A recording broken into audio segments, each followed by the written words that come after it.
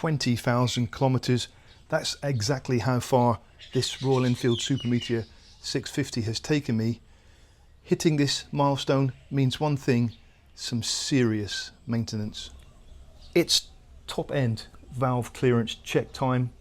In today's video, I'm going to strip this down and give you a step-by-step guide on what to do, what precautions to take, and even grade the job difficulty out of 10, and then you'll know whether it's something you can take on yourself or whether you should seek professional help.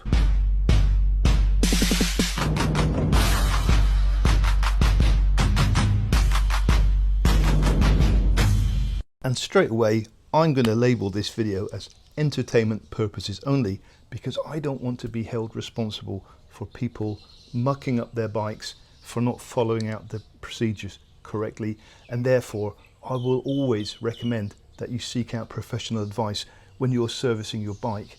So the first thing we have to do is remove the seats, and that means I have to remove the rack on this bike also. That enables us to remove the tank and give us access, better access to the top end of this motorcycle engine. I've already made a video about removing the motorcycle tank.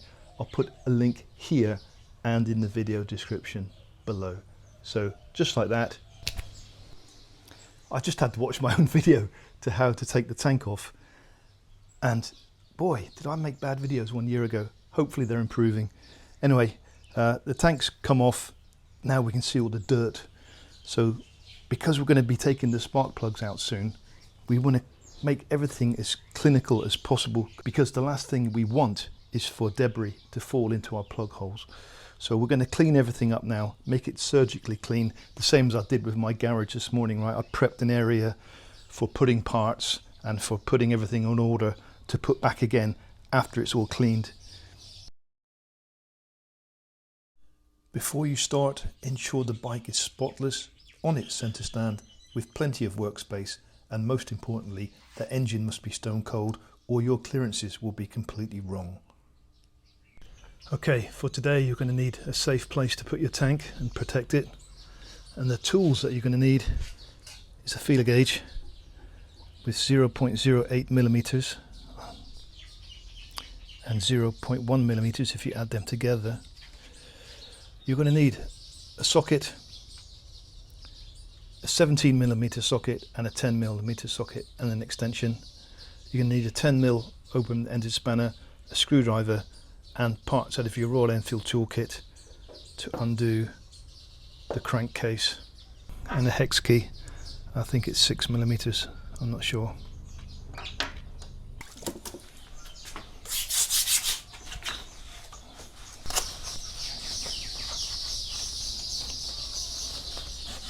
Hopefully you'll agree that's a lot cleaner, ready to take off our head bolts. 1, 2, 3, 4. I'm just going to crack them off one at a time. These bolts are very fragile apparently, so don't over tighten them when you put them back in. And now they're loosened off, I can just change the screwdriver to get these out and put them in a safe, clean place.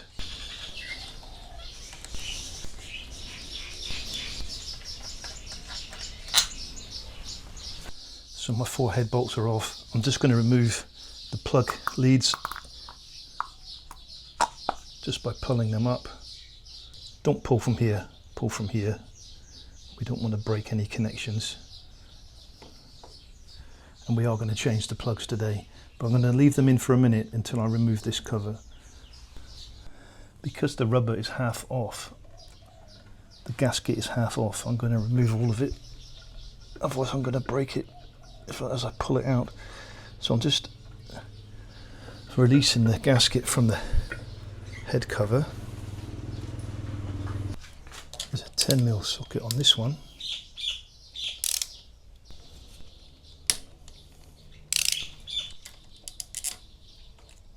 Yeah, let's lift that one out of the way. And I take it we're going to have to move these coils out of the way too, and that'll give us the room that we need.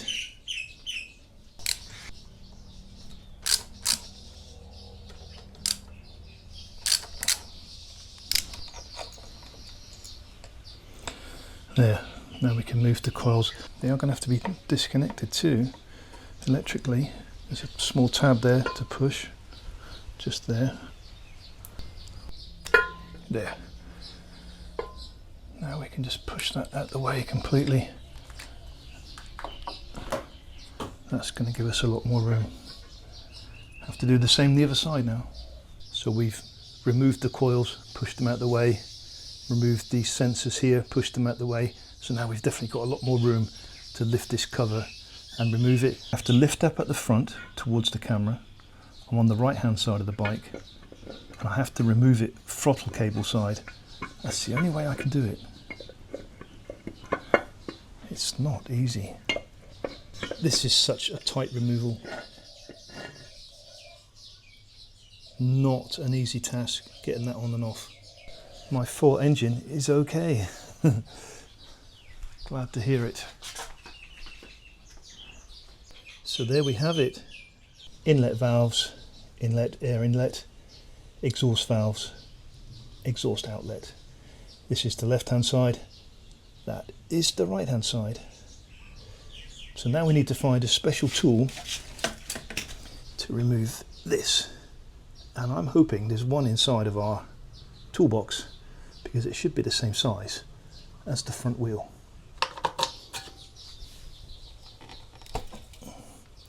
Oh, look at the dust in there.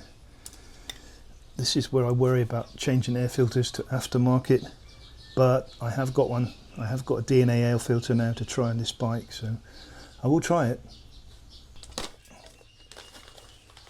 Oh my goodness, spider's nests in there and everything.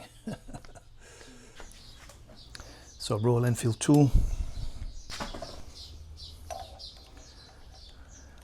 Yes, it fits.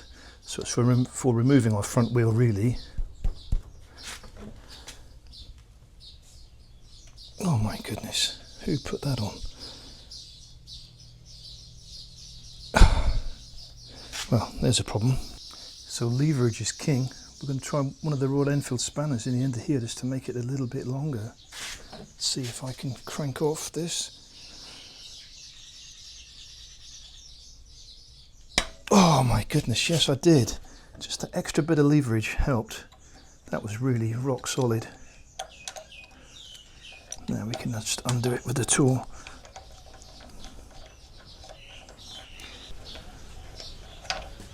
There.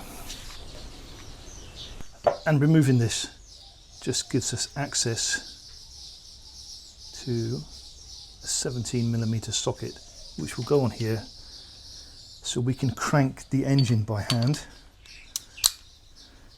but only anti-clockwise, only turn the engine anti-clockwise by hand, and to do that we have to release the compression by removing the spark plugs. This is where you can damage your motorbike because we don't want any debris falling in to the chambers from the spark plugs. So make sure everything is clean, and maybe even as a precaution place a piece of cloth over there. That's a 16mm plug socket.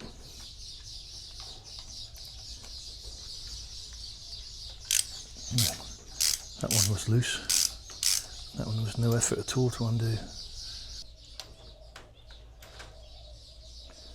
Very long thread on those, very long thread. And there we are, original Bosch plugs at 20,000 kilometers. I will be changing them today. I've got new plugs to go in. That's the side of the plug that was a little bit loose. It wasn't tight, that one. And the one that was tight does seem drier. So maybe that's why I had a little bit of a misfire when the bike was cold sometimes. Plug was not correctly seated. To rotate the crankshaft, we used that 17mm socket attached to the magneto bolt through the side cover we just opened. We're going to slowly turn it anti-clockwise until our markings line up. Now this is where I've cheated a little bit. Normally you'd remove the stock gasket completely, but out here getting hold of a replacement would take me at least 6 weeks. I sadly just don't have that time. But there's another reason I've left it Royal Enfield actually uses heat-proof silicone from the factory to seal the gasket right on the arch piece above the setting window. It is stuck down solid, and I really don't want to disturb that seal and risk tearing the rubber. So I've left it completely in situ. By using a torch, I can see the alignment markings perfectly through the window, and this workaround did the trick for me. I can confirm that after buttoning it all back up together, we have absolutely zero oil leaks using the original gasket. Anti-clockwise, beautiful engineering. Those valves lifting and closing. Once we have the correct alignment on the camshaft, this is where we bring in our feeler gauges. On the inlet side, we're going to set the valve clearance to 0.08 millimeters, and over on the exhaust side, we are targeting 0.18 millimeters. Now the trick here is doing this one cylinder at a time. When we have the camshaft alignment mark set to L, we're going to check and adjust the 4 valves on the left-hand side. Once that's locked down, we rotate the engine until the camshaft mark shows R, and then we can move over and do the exact same process for the right-hand side. So this is where the feeler gauge needs to fit in between. There's the valve seat, and there's the top of the valve itself there. So it needs to go in between. And sadly, my gauge won't.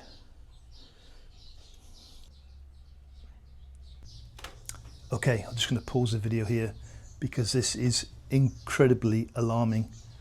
I've checked my valve clearances. I can't even get my slimmest blade between any of them at any setting. So I think we've just caught this in the nick of time. It definitely needs sorting right now. And part of the reason is, in time, the valve faces wear into the valve seats. And this is why it's so important to check your valve clearances. If I ran this engine any longer than like this, there's a chance I could actually ruin the engine. So I had my valve clearance done at 500 kilometers by Royal Enfield and at 10,000 kilometers by Royal Enfield. But now at 20,000 kilometers, it's down to me. And I'm a little bit upset, but I also understand it's wear on the engine. You would think that with wear the valve clearances would get bigger, but it's actually the opposite. With wear the valve clearances gets less, and that's why it's important to do this. 0.08 millimeters for the intake side of the valves.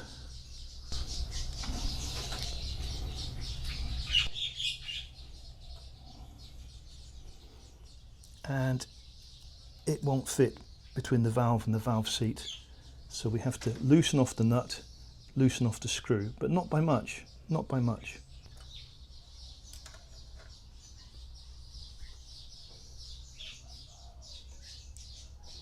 Oh, it's done up incredibly tight too. No need for that. There, it's loosened off. Feeler gauge to the ready. A clean feeler gauge. We're just going to loosen off this screw, maybe by 1/8 of a turn. See if I can get my feeler gauge in. There we go, it's gone in. So it wasn't much at all, right? It wasn't much. And now I just want to screw it down until I get a little bit of drag on the feeler gauge. If I do too much, the feeler gauge bends. If I do just right, the feeler gauge will move in and out and you can feel a slight drag. So that's it. It wasn't much, to be honest. It wasn't much. So I'm going to hold that there with the screwdriver and crank the nut up with the spanner without turning the screw. And then we'll recheck it again in a second. Yeah, that's good. And just a little bit more tightness, I'm going to do that with a socket as well. Not much. And hopefully that screw hasn't turned when we did that.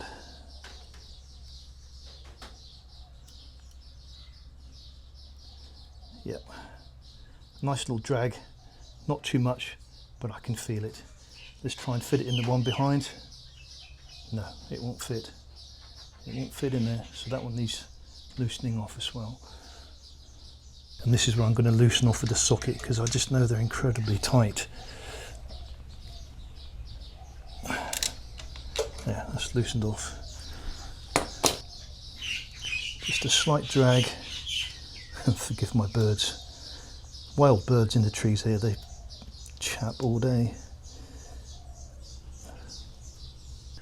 It's tempting to do it with the feeler gauge still in place, but you'd only break your feeler gauge doing that, because it doesn't want to hold there. Just check it again afterwards with the feeler gauge. Hold the screwdriver, do the nut up as tight as you can. Check it again.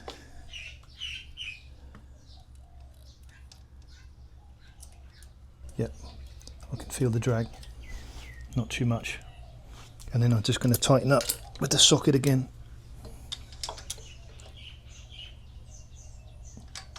Just a little bit.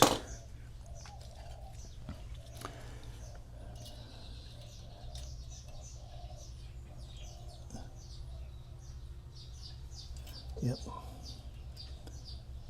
Yep. There we go. Right, so this is where things get tricky. I need 0.08 millimeters for the intake valve, but for the exhaust valves we need a 0.18 millimeter. I don't have one of those, but I do have 0.08 and I do have 0.1. Add those together, that is 0.18 millimeters. So I'm just going to join, I don't know if you can see that, I'm just going to join these two feeler gauges together.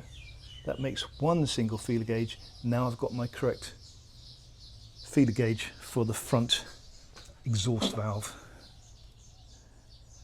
And surprise, surprise, doesn't fit.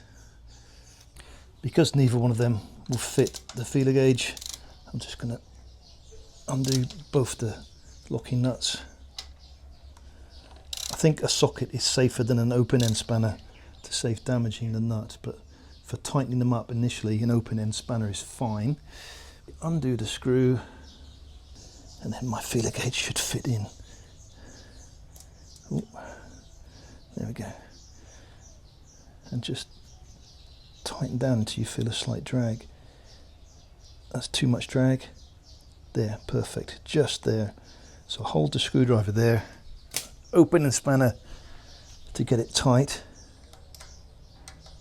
initially, and then I'll tighten up extra tight with the socket later on. Let's just double check that.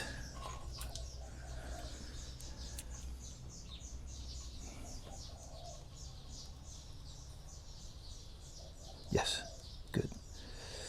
Let's do the one in behind as well. Final checks. Just knock up to the right hand line again to check the right hand side one last time. All we're doing now is checking, no adjustments, so it should be a lot quicker.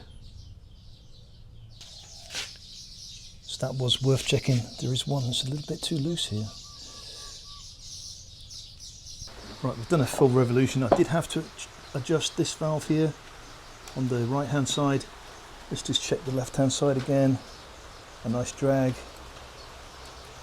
A nice drag. Let's change it up. A nice drag. And a nice drag. So as always, I'm open up to your suggestions, your advice, because I think as a community we can pick up on things and help each other out when it comes to servicing on this bike, tips and tricks. So if you have any comments, please leave them in the description below, and don't make me look too stupid, please. So this is our old Bosch plug, and this is our new NGK Iridium. Looks like we do have to take this cap off and just have it bare thread. So I actually kept the old plugs in there, just slightly unscrewed, and that was enough to release the compression as I'm turning the engine by hand anti-clockwise. So I can remove the old plugs. I'm putting Iridium ones back in, and apparently they're preset on the gap, so we're not going to play with that. Apparently the electrical part in the middle is very fragile, so we don't go touching that. And when you're putting in plugs, it's best to do them anti-clockwise for half a turn until you feel them click in, and then screw them clockwise, because the last thing you want to do is cross thread a spark plug on your cylinder head. That is a massive job, putting a new cylinder head on your bike, because you've used a tool instead of fingers to make sure it's not cross threaded. End of the day, the bike's back together as much as I want it back together. The tank was the most difficult thing to take on and off. I think that's the most difficult part of the job, to be honest, and probably the reason why Royal Enfield doesn't include this in the 500 kilometer service anymore. They used to. It's time consuming, it's labor intensive. The job out of 10, I would grade this as 7 out of 10 for difficulty. It's not an easy job. You do need to be fairly competent in what you're doing. I haven't struggled apart from the tank, like I said, just putting those 2 breather pipes on at the end of the day, and you can only do it by feel. But the bike's back together, proof is in the pudding, new spark plugs and valves adjusted. I don't think you can do anything seriously wrong with that. It's not like you're going to muck your timing up or anything, it's just that spacing gap, so there's no timing chain involved. But here we go, ignition key on, fuel pump kicks in. Is it going to start? In neutral.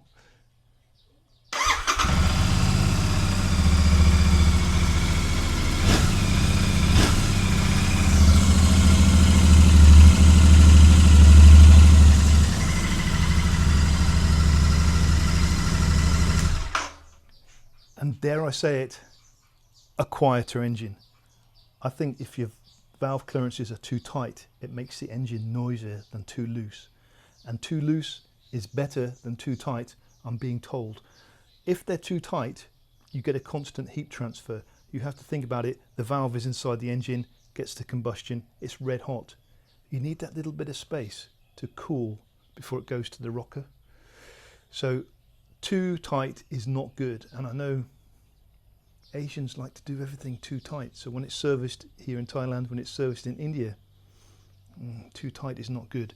Mine were definitely too tight. I don't know if that was due to wear or what, but we'll keep an eye on this now for the next few weeks. I'll do some travelling on this and keep you informed. And the other thing that was difficult today was the heat. I'm in 40 degrees Thailand today, hence I'm a little bit sweaty. It did take me about 4 hours with the filming. This video is never going to go viral. You need to be a Super Meteor owner. There's not many of us, and you need to be into your valve clearances. So, for appreciation for this video, if you want to buy me a coffee, you're more than welcome. There's a link in the video description. Or, if you want to do something that's free to help me out, please check out my new channel, T's Moto Adventures, especially my Bhutan series when I travelled through the country of Bhutan. Fantastic, fantastic country. That would really help me out, because I'm struggling to get people to watch that, because for some stupid reason YouTube only shows it to people in Bhutan. I want people to watch this from Europe and America. So please, please, please, if you can, if you'd like this video, if it's helped you out, go and check out my second channel, T's Moto Adventures. Thank you so much. Until next time, ride safe.